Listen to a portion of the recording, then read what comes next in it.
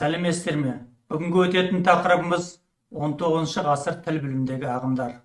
Осы тақырып аясында мынадай мәселелер қарастырылады. Бірінші, натуралистік немесе биологиялық көзқарас. Екінші, психологиялық көзқарас. Үшінші, жас грамматикалық бағыт. Төртінші, Мәскеу және Қазан лингвистикалық мектептері. Тілдің өзіндік табиғаты мен мәнін ашу тіл біліміне натуралистік, психологиялық, жас грамматикалық ағымдарын әкелді. Натуралистік немесе биологиялық бағыт жеке ағым ретінде көркем әдебиетте, өнерде, ғылымда, Дарвин ілімінің әсерінен пайда болды. Натуралистер қоғамдық құбылыстарды зерттеуде жаратылыс заңдарын басшылыққа алып, мәселені оған негіздеп шешуге ұмтылушылар.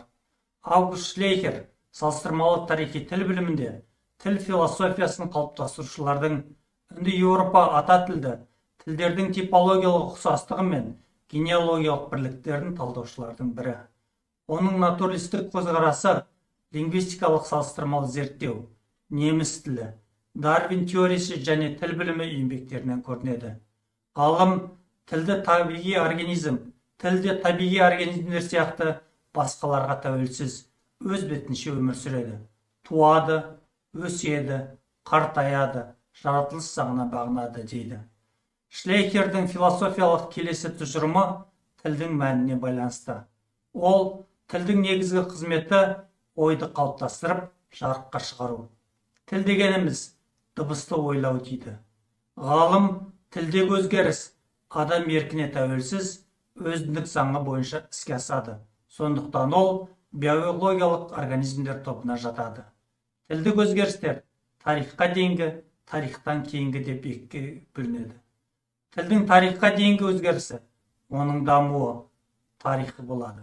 Тарих басталғаннан кейінгі өзгерісі, оның өсуі болады дейді. Шлейхер тіл ғылымын жаратылыстану ғылымдарына, ал филологияны тарихи ғылымдарға жатқызады. Өйткені филология жазбалар тілін зерттейді.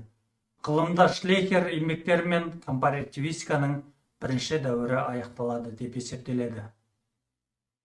Психологиялық бағыттың көрнекті өкілдері Гейман Штейнталь, Александр Потебня, Вильгельм Макс Вунд, Герман Пауль.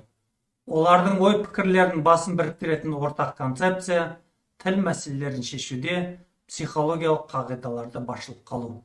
Психологиялық көзқарастағылар іште индивидуалистік және әлеуметтік психологизм болып жіктеледі.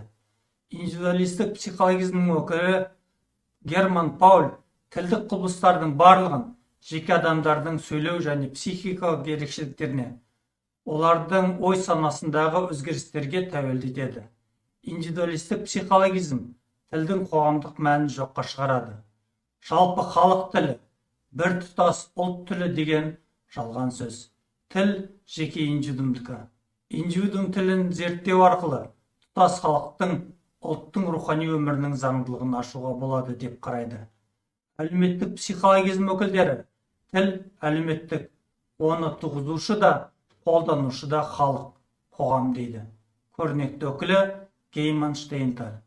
Психологизм өкілдері сөйлеу психологиясы, оның сөйлеу әрекетімен байланысы, сөйлеу әрекетінің іске асу жолдары деген мәселелерге мән береді. Жас грамматикалық бағыттың өкілдері Бругман, Остков, Дельбрюк тағы басқалары. Лейпциг университеті ғалымдары болғандықтан, оны Лейпциг лингвистикалық мектебі деп те атайды. Жас грамматистер дәуірін салыстырмалы тарихи тіл білімі дамуының екінші кезеңі деп есептейді. Өйткені олар өздеріне дейін қолданған салыстырмалы тарихи әдісті түбірімен өзгертуді көздеген жоқ. Оның кейбір ескірген, пайдасыз деген амал тәсілдерін орнына зерттеудің жаңа әдістерін енгізуді мақсат етті. Олар салыстырмалы тарихи тіл білімінің өздеріне дейінге орын алып келген көптеген кемшіліктерін дұрыс ашып, компаративистиканы жаңа жоғары сатыға көтерді. Үнді Еуропа тілдерінің материалдары негізінде түрлі салыстырмалы сөздіктер, салыстырма грамматикаларын жазды.